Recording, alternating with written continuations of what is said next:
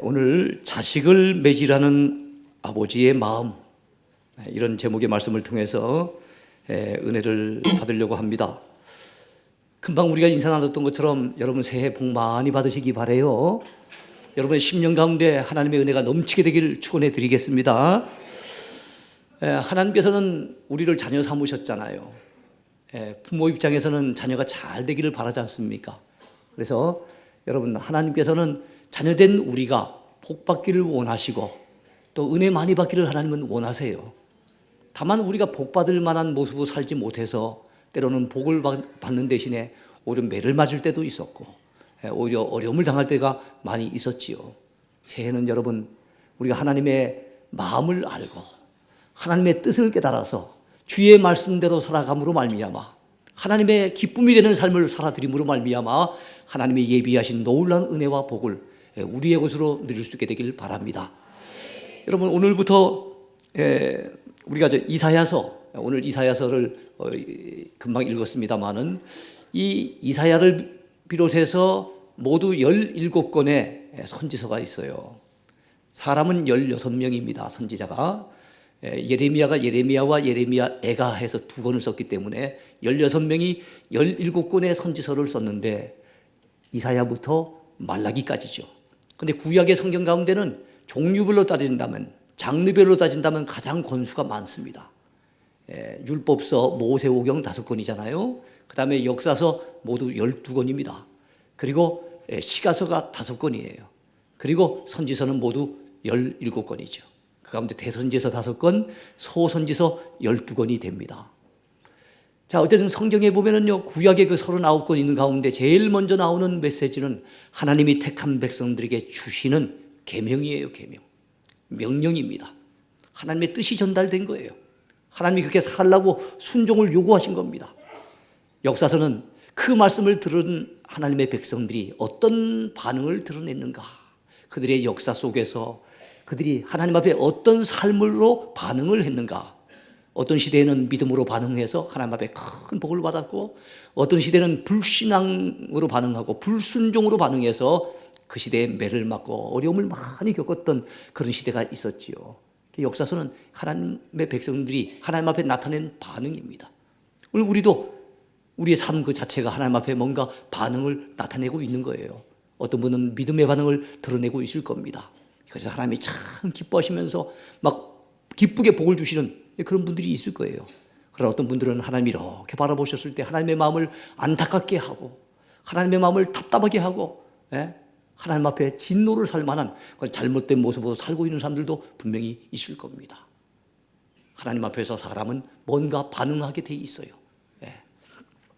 시가서도 역시 반응입니다. 하나님의 택한 백성들이 괴롭고 답답할 때 나타낸 반응, 힘들고 어려울 때 매달려서 기도하는 반응, 감사한 일 있었고 또 구원받은 그 은혜에 감격해서 그래서 하나님 앞에 찬양으로 반응하기도 하고 여러 가지 반응이 드러나는 것이 바로 또 시가서예요.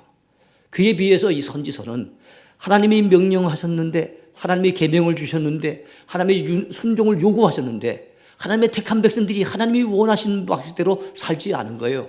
그들의 반응이 하나님이 원하시는 반응이 아닌 겁니다.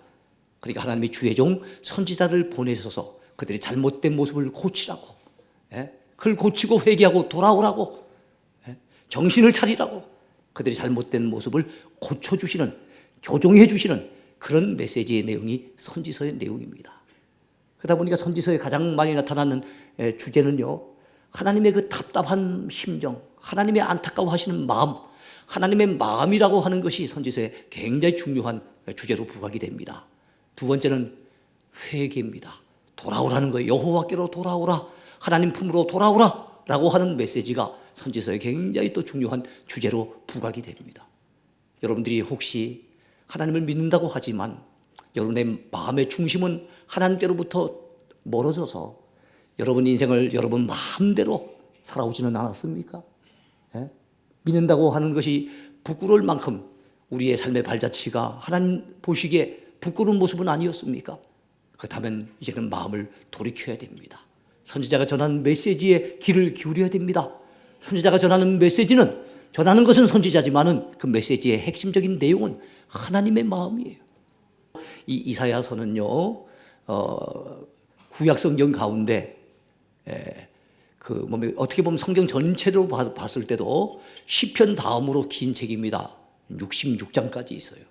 성경이 66권이잖아요. 그래서 이사야서를 성경의 축소판이라 이렇게 얘기를 합니다.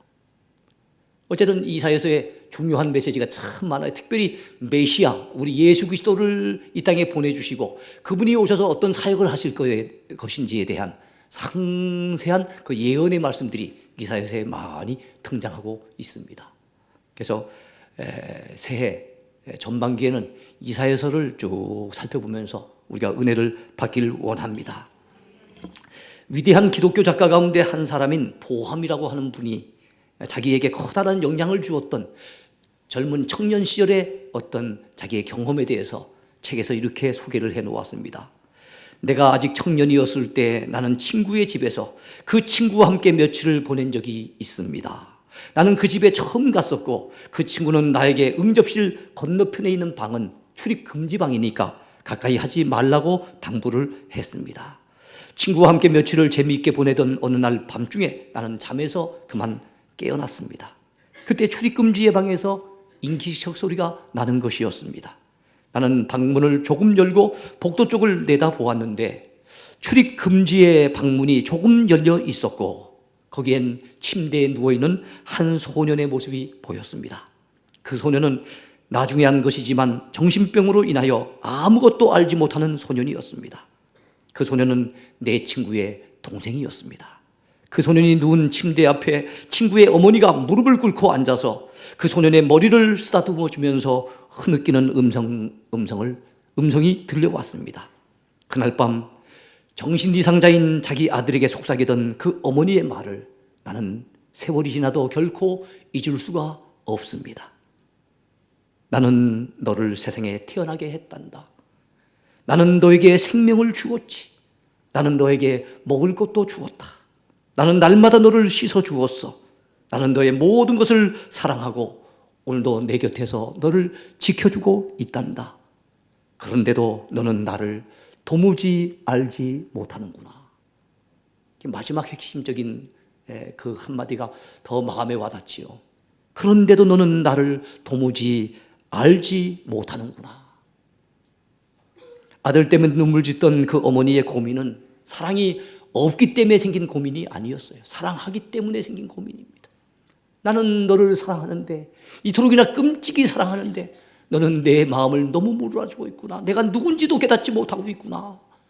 어머니의 그 답답한 심정을 그 보함이라고 하는 작가가 청년 시절에 느꼈다는 거예요. 근데 왜 그것을 그는 일평생 잊지 못하는 중요한 사건으로 여기겠습니까? 하나님 앞에서 내 모습이 혹시 그런 모습은 아닌가를 생각하게 됐다는 거예요.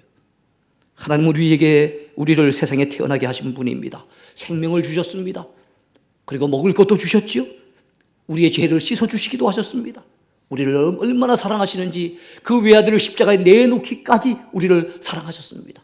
오늘도 우리를 지켜주시고 돌보고 계시지만 하나님이 우리에게 하시는 말씀, 너는 나를 너무 모르고 있구나 라고 하는 이런 주님의 음성이 혹시 여러분 귀전에 들려지진 않습니까? 하나님은 이사야를 통해서 앞으로 물이 바다를 덮음같이 여호와를 아는 지식이 세상에 충만할 날이 올 것이라고 내다보시지만 그럼에도 불구하고 그것은 미래의 일이고 당장 눈앞에 있는 하나님의 택한 백성들마저도 하나님을 알지 못하는 그 비극적인 상황, 안타까운 상황을 하나님은 너무 마음 아파하신 거예요. 그런 내용들이 이사야 선지자를 통해서 오늘 본문에 잘 나타나고 있습니다. 여러분, 이사야서에서 만나는 하나님의 마음은 아버지의 마음입니다. 속썩이는 자식, 참 아비 심정을 너무 몰라주는 자식 때문에 너무너무 안타까워서 좀 바른 길을 가라고, 좀 이젠 정신 차리라고 막 매를 대셨지만은 그러나 또 아파가지고 막 절절 매는 그 이스라엘 백성들을 보니까 또 마음이 안타까우셔가지고 그 아픈 곳을 다시 싸매어 주시는 그 아버지의 심정, 이것이 바로 이사야서를 통해서 나타낸 하나님의 마음이에요. 첫 번째 생각해 볼 제목입니다. 자식이 바르게 살기를 바라는 아버지의 마음입니다. 하나님께서는 이스라엘 백성들을 하나님의 자녀로 택해 주셨습니다. 그 민족을 하나님께서 탄생시키셨기에, 그러니까 이스라엘 민족은 하나님께서 하나님의 의도와 계획에 의해서 탄생시키신 거거든요. 그러니까 하나님이 그 민족을 낳았다고 해도 과언이 아니죠. 그래서 하나님께서는 그들의 아버지가 되시는 겁니다. 이사야 63장 16절에 보면 이사야 선지자가 이렇게 고백하고 있지요. 주는 우리의 아버지시라. 아브라함은 우리를 모르고 이스라엘은 우리를 인정하지 아니할지라도 여호와여 주는 우리의 아버지시니이다. 그랬습니다. 하나님을 믿고 섬기는 오늘 우리들 역시도 하나님의 자녀입니다. 하나님 우리의 아버지가 되시죠. 그래서 우리는 신앙 고백을 하면서도 사도신경을 통해서 뭐라고 합니까? 전능하사 천지를 만드신 하나님 아버지를 내가 믿사오며 그라고 얘기합니다. 우리가 주기도문을 통해서 주님이 가르쳐 주신 그 뭡니까? 기도문을 암송하면서도 하늘에 계신 우리 아버지요 라고 얘기합니다. 그렇습니다. 하나님은 우리의 아버지가 되십니다. 부모는 자식이 잘 자라주기를 바라요. 그리고 그 자식이 잘 되기를 바랍니다. 그게 부모의 마음이에요. 근데 하나님의 우리를 향하신 하나님의 마음이 그런 마음이라는 걸 믿으시기 바랍니다. 그러나 이스라엘 백성들은 하나님 아버지의 뜻을 너무 몰랐어요. 그 아버지의 마음을 너무 몰랐어요. 하나님께 불순종하는 못된 자식들이었습니다. 그래서 하나님의 마음을 얼마나 슬프게 하는지 몰라요. 오늘 본문 2, 3절을 보시기 바랍니다. 하늘이여 들으라, 땅이여 귀를 기울이라. 여호와께서 말씀하시기를 내가 자식을 양육하였거늘 그들이 나를 거역하였도다. 소는 그 임자를 알고 나귀는 그 주인의 구유를 알건만은 이스라엘은 알지 못하고 나의 백성은 깨닫지 못하는도다. 내가 자식을 양육했다는 거예요. 이스라엘 백성들을 키우신 걸 꼭 자식을 양육했다고 비유하시는 겁니다. 그런데 소도 그 임자를 안다는 것입니다. 나귀도 그 주인의 구유를 안다는 것입니다. 쉽게 말해서 말 못하는 짐승들도 자기 주인은 알아보는데 은혜 많이 받은 하나님의 택한 백성들이 하나님을 몰라주더라 이거예요. 하나님이 자기 인생의 주인인 것을 모르더라 이거예요. 하나님이 자기의 아버지가 되신 것을 놓치고 살더라는 겁니다. 그래서 너무나 안타까우시니까 하나님께서 뭐라고 말씀하신 거예요? 하늘이여 들으라, 땅이여 귀를 기울이라 그래요. 이렇게 안타까운 일이 있느냐 이 말씀이죠. 4절에서 뭐라고 합니까? 하나님의 슬픈 탄식은 계속되지요. 슬프다 범죄한 나라요, 허물진 백성이요, 행악의 종자요, 행위가 부패한 자식이로다. 그들이 여호와를 버리며 이스라엘의 거룩하신 일을 만홀히 여겨 멀리하고 물러갔도다. 하나님께로 우리 자식은 그저 부모님은 가까이 해야 되잖아요. 그래서 엄마 아빠 하면서 따라야 되는데 사랑하는 자녀된 이스라엘 백성들이 하나님을 멀리하고 물러가 버려요. 다 물러가 버려요. 그래서 두 번째 생각해 볼 제목입니다. 사랑하기에 매질해야 하는 아버지의 마음입니다.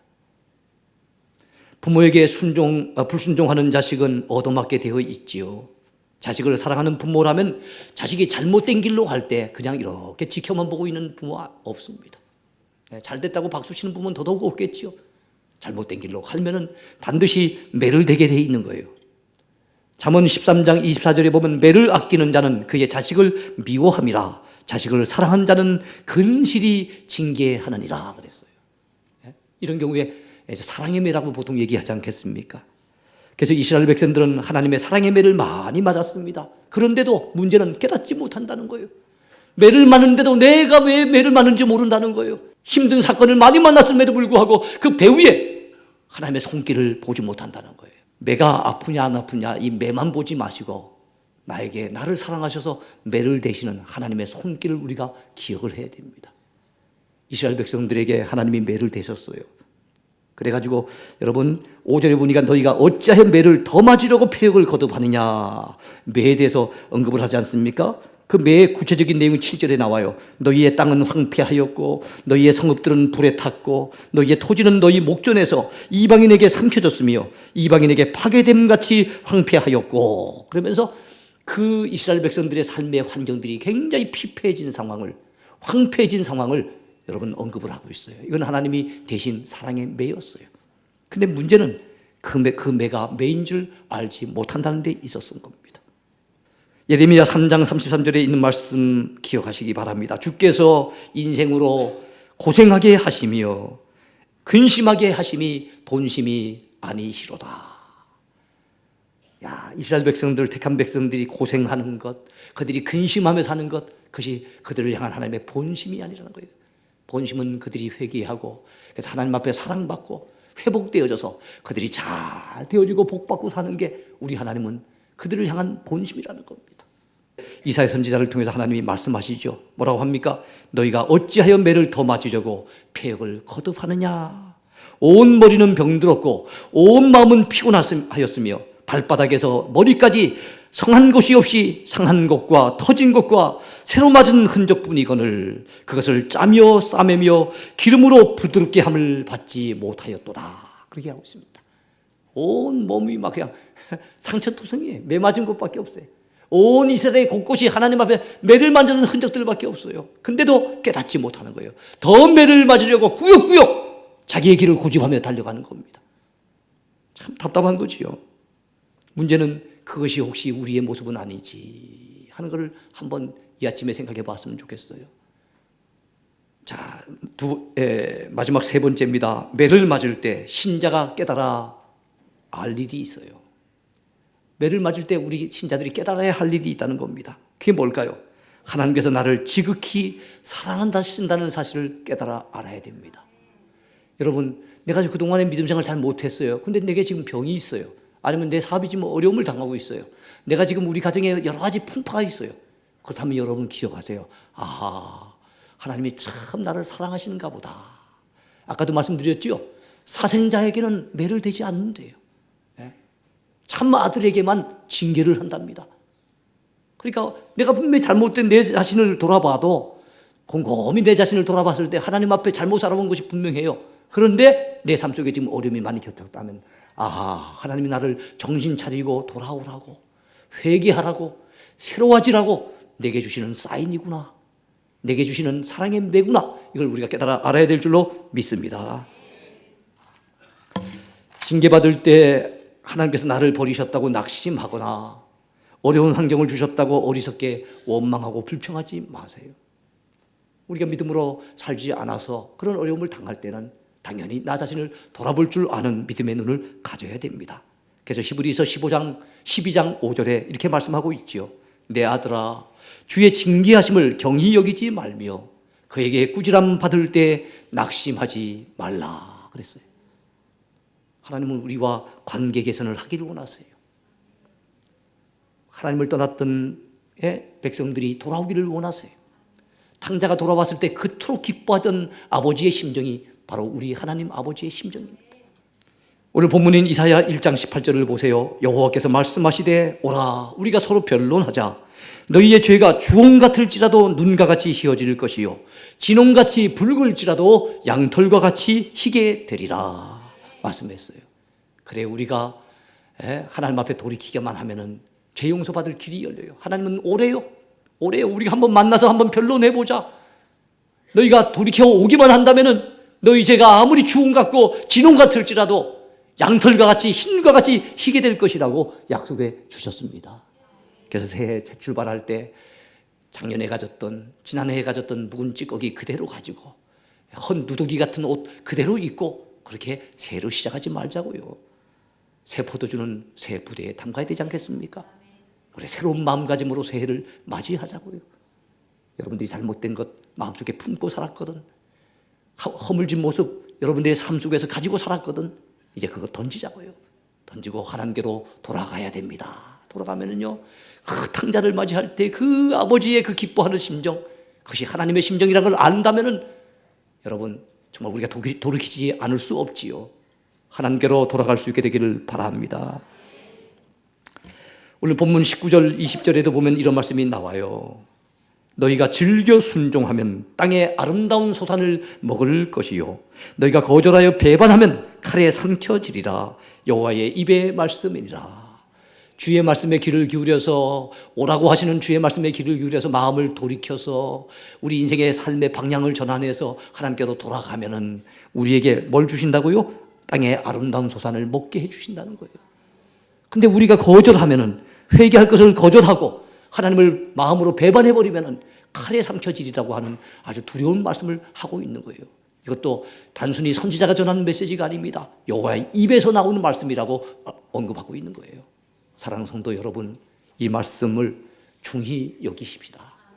올해는 꾸역꾸역 내 멋대로 내 마음대로 내 인생길을 갖다가 걸어가면서 순전히 주일날 교회 나와서 예배드리는 것은 형식에 그치는 그런 어떤 습관적인 예배 태도에서 벗어나야 됩니다. 하나님께서 우리를 매질하실 때 우리는 이제 우리의 죄를 용서해 주시고 정말 우리의 삶을 회복시켜 달라고 간절히 기도해야 될 줄로 믿습니다. 그래요. 하나님은 우리가 돌아오는 걸 기뻐하세요. 그러나 우리가 돌아올 때 몸만 돌아오는 것을 원치 않으시고 마음으로 돌아오는 것을 원하세요. 한번 볼까요? 오늘 본문을 또 보시기 바랍니다. 11절 보세요. 여호와께서 말씀하시되 너희의 무수한 재물이 내게 무엇이 유익하뇨? 나는 순양의 번제와 살진 짐승의 기름에 배불렀고 나는 숫송아지나 어린 양이나 순염소의 피를 기뻐하지 아니하노라. 너희가 내 앞에 보이러 오니 이것을 누가 너희에게 요구하였느냐? 내 마당만 밟을 뿐이니라. 습관적인 예배가 얼마나 하나님 보시기에 가증스러운 것인지를 보여주고 있어요. 그들은 제사를 지냅니다. 소를 잡지요, 양을 잡지요, 순염소를 잡아서 그래서 제사를 드려요. 오랫동안 내려온 습관입니다. 그런데 하나님께서 그거 기뻐하시지 않는다는 거예요. 누가 그걸 너희에게 요구했느냐는 거예요. 난 그거 피 마시는 거, 나 그걸 원치 않는다는 거예요. 여러분, 피를 흘려 제사를 지내지만은 그 제사에서 하나님이 원하시는 것은 내 죄 때문에 하나님, 참 내가 죄를 이렇게 지었는데요, 내 죄를 용서해 주세요 하면서 회개하는 마음으로 제물을 드릴 때 그 제물 자체보다도 그 제물을 바치는 자의 회개하는 심령을 하나님께서 받으신다니까요. 하나님이 구하시는 제사는 상한 심령이라고 그러지 않습니까? 상하고 통회하는 심령으로 하나님 앞에 나가서 제사할 때 그 제사를 하나님이 여러분 거절하지 않으신다니까요. 이제 말씀을 맺으려고 합니다. 사랑하는 성도 여러분, 이사야서부터 시작을 해서 올해는 선지서를 통해서 귀한 말씀을 나누겠는데요. 어떻게 보면 선지서의 메시지는 좀 무거운 메시지예요. 왜냐하면 곳곳마다 회개를 촉구하는 메시지니까. 그런데 통계에 의하면 가장 부담스러운 설교가 두 개 있답니다. 회개하라는 설교와 전도하라는 설교가 그렇게 부담된다네요. 그러니까 이런 설교를 갖다 즐겨 여러분 들으시기가 쉽지는 않을 거예요. 그러나 여러분이 마음으로 하나님이 주신 메시지인 줄 알고 귀를 기울여 들으시면서 정말로 이 말씀 앞에서 여러분 겸허하게 여러분의 마음에 옷깃을 여미면서 여러분의 삶을 돌이키시게 된다면 여러분의 인생에 있어서 참 소중한 은혜의 순간들이 되게 될 줄로 믿습니다. 이런 놀라운 역사가 있게 되기를 바랍니다. 특별히 자식이 잘못된 길로 갈 때 매질을 해야 되는 그 아픈 아버지의 마음을 우리가 헤아려 보면서 우리 하나님 아버지의 마음을 모르고 사는 내 멋대로 신앙생활하는 모습이 아니라 이제는 아버지의 마음을 깨닫고 아버지의 뜻을 알아서 정말 하나님 기뻐하시는 모습으로 살아드리는 올 한 해의 삶이 됐으면 좋겠습니다. 그렇게 살아가기를 축원해 드립니다. 네.